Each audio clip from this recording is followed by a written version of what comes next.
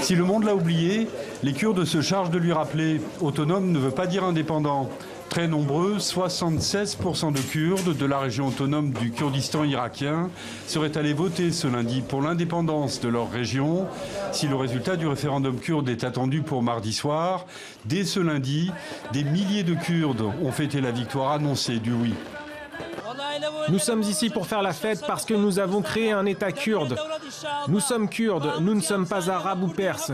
Nous ne sommes personne d'autre. Nous sommes Kurdes et nous le resterons. Un siècle que les Kurdes rêvent d'indépendance, une perspective qui ne fait rêver qu'eux dans la région.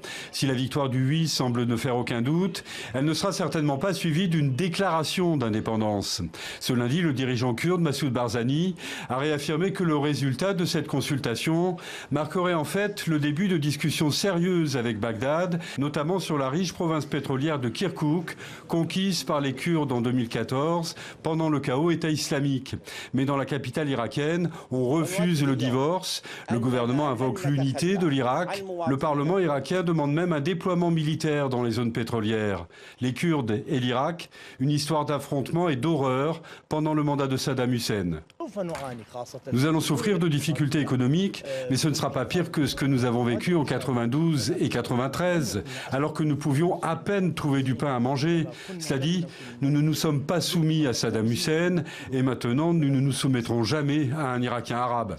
La question kurde, toujours très sensible et guerrière, inquiète tout le voisinage irakien.